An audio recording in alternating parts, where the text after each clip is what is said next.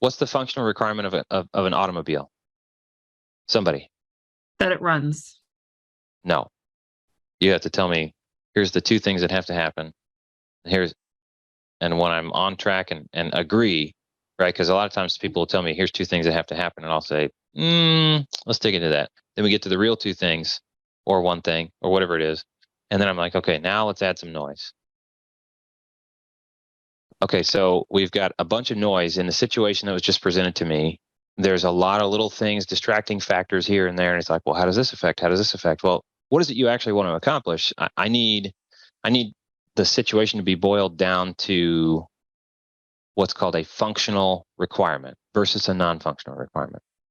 A business analysis course I took, one of my favorite courses I've ever taken, hammered this home, right? A car, what's the functional requirement of an automobile?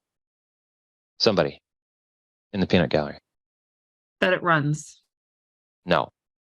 That it gets you from point A to point B. It has to take you from point A to point B. Is it a functional requirement? No. Is it a functional requirement that it has windows? To me, it Nope. is. No, it's not a functional requirement. A vehicle can get you from point A to point B if it's downhill without running.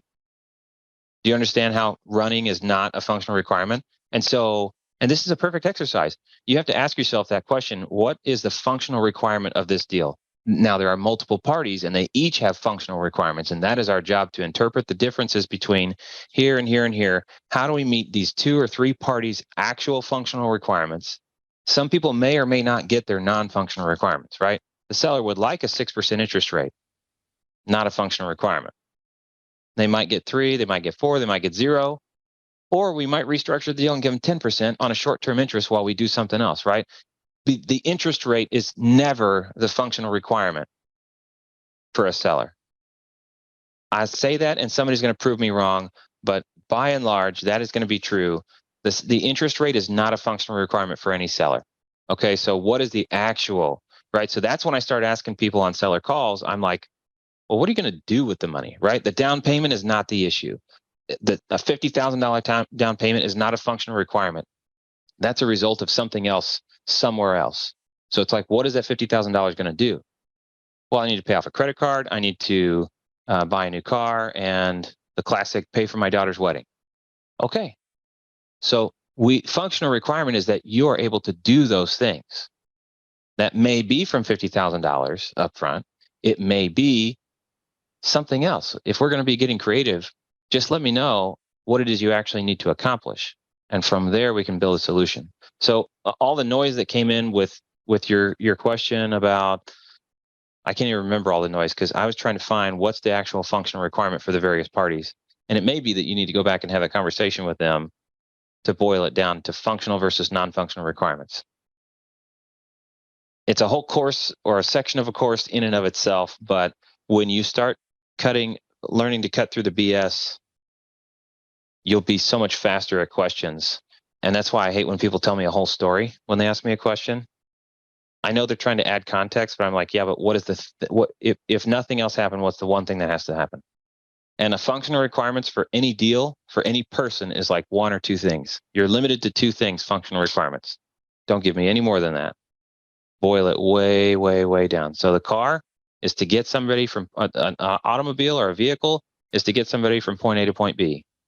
Does it matter if it has round wheels? No. Would square wheels work? You might imagine no, unless the track was a bunch of triangles and the squares actually fitted into the triangles shapes of the road to actually roll forward smoothly. You can't make those judgments ahead of time. So when you focus on the interest rate or the down payment, or so-and-so wants this balloon in 5 years, a balloon is not that's not a functional requirement. Even if they have a deadline at 5 years where they have to have a balloon payment, they may have to have a balloon payment, but it's not the functional requirement. The functional requirement is that they pay off this underlying debt, or they pay back their uncle, or something like that. There's some actual requirement that's driving the symptomatic request for $50,000 or whatever it is in that situation. Does that help as an explanation? and why I can't quite give you an exact answer to the question of the deal structuring. I think that might be what boils down to the bottom line of what deal structuring is it's an exercise in requirements analysis and elicitation, which is one of my favorite things. I love interviewing people to extract from them what is it they actually need. So can you boil a situation down? I can stop the recording if you want, but can you boil a situation down to maybe some functional requirements? Because I think that'll have a huge effect on simplifying the big picture, which is why I also draw pictures physically. Yeah, so the seller wants the mortgage out of their name as soon as possible because they want to free up their credit at a specific credit union to do larger deals. And so yes. And so, but they also want to maintain some control of the property until that debt is paid off. Okay. So what is the functional requirement in this situation? That may require some more interviewing. And you may not get permission to interview that deep. And you may just have to suck it up and build the paperwork to what people say, and you'll never actually get to the bottom line of what's going on, which means you can't bring the best solution technically. Interesting. Calling me. Sorry. Nah. He needs to call my business phone so I can have it on here. He's calling my cell phone. Don't do that. You can record it. Quiet you. It would make me wonder if they're familiar with the fact that 75% of the DTI goes away with a couple of payments being documented. So from the sounds of it, it doesn't sound like they're familiar with that. Well, she also They used the actually language are. that the amount it's the amount of capital deployed or the amount of available credit at that credit union, which only Idahoans like to use. And apparently Philly. Everybody except me. Everyone in Philly. Yeah, so it's actually, the seller is a pretty savvy real estate investor, and he's meeting the capital threshold for borrowing at that particular bank that he loves. Yep. So he needs a reduction in the amount of capital borrowed. So the question at that point would be, is it possible to have the debt assumed at that point instead of paid off? Well, that's something people can work out later, right? They can work that out as either it gets assumed or it gets so this property happens to be in its own LLC, and it's the only thing in that. Would them buying the LLC with the asset and debts attached assist in that? That's a great conversation to have with the investor, the seller, and the bank or the credit union to say, hey, can I sell the entire company to somebody else and then get that off my name? Because that might be a huge solution to the problem.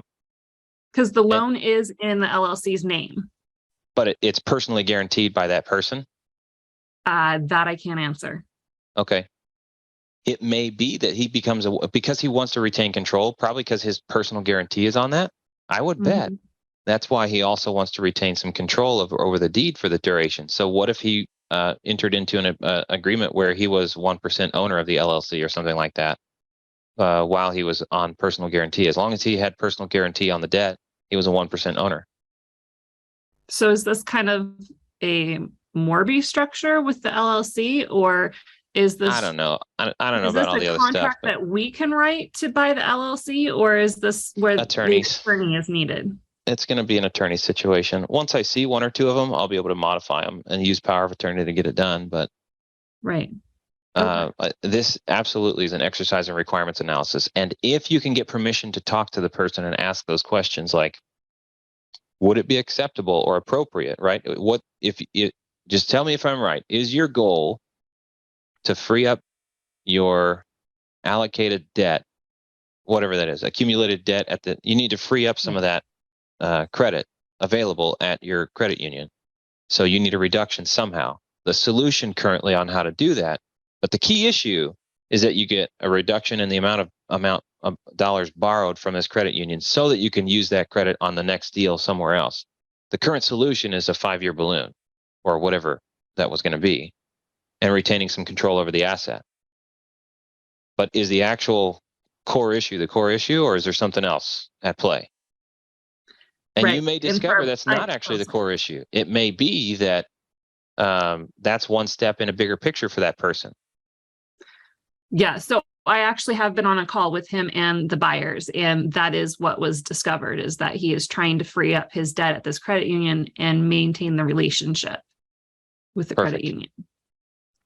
Okay. Okay, so I'm So- going to suggest that they go the LLC route of buying or becoming majority holders in that LLC with the debt. Ask it as a question. Say, hey, here's an idea that my team and I were just discussing. Mhm. Would it be appropriate to do it this way?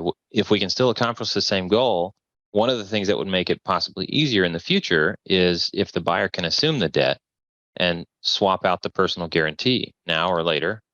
They can. So if they can't meet the credit union status requirements for assuming the debt, they'll have to refinance. But it is also an option for them to just take over the LLC. Okay. I don't know. Now, that's only one person's functional requirements. Right. And my buyer just wants the property because it's commercial in downtown Philly and with good tenants that are cash producing, Their functional requirement. is to own the property. No, owning the property accomplishes some other goal for them. That's how they accomplish some other goal, owning the property. Right. If they say something they want, it's because that's what delivers a result that they need. And you got to figure out what that result that they need is. Merely owning property in where is it? Philadelphia? Yeah. What'd you say? Philadelphia. Merely owning property there is probably nobody's functional requirement.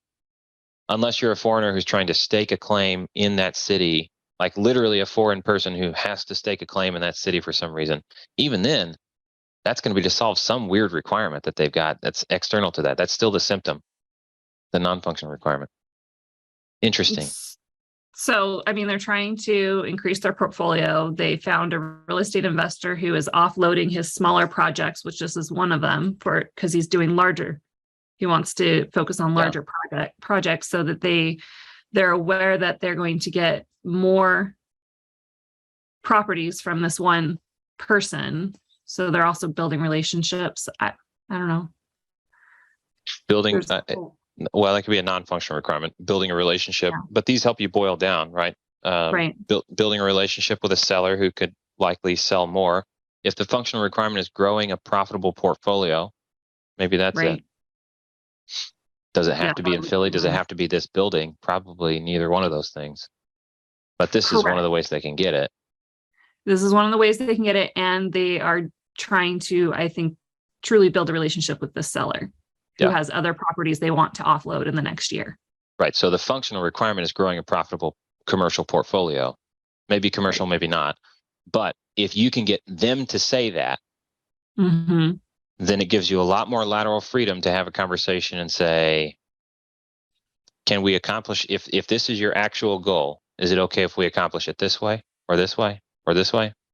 These are all just different ways to do the one thing that you actually want to do. Okay. Well, thank you. Man, I need to go take another course on requirements analysis. Requirements analysis and requirements elicitation. I need to take another course on that. I really love that stuff. I think I just need to take a course on it. Weed out the noise. Because every time somebody has a scenario for me, I'm like, okay, stop with the scenario though. But what has to happen? Tell me what has to happen. Then I'll ask you, we can go over details later. Because I can't queue up. My mind doesn't work that way. I can't queue up 40 details and then try to filter through it to build a solution out of that. You have to tell me, here's the two things that have to happen. And when I'm on track and agree, right? Because a lot of times people will tell me, here's two things that have to happen. And I'll say, let's dig into that. Then we get to the real two things or one thing or whatever it is. And then I'm like, okay, now let's add some noise. Okay, now let's add some noise. That does change how we do it. Okay, add some more noise. Add some more stuff, right? They prefer this. They want that, blah, blah, blah. So that's the process. Awesome. Well, thank you for walking me through it. And hopefully it helps some other people because Yeah, I think I listen a little bit too much to the noise and don't dive down enough to the functional requirements. Really enjoyed that study.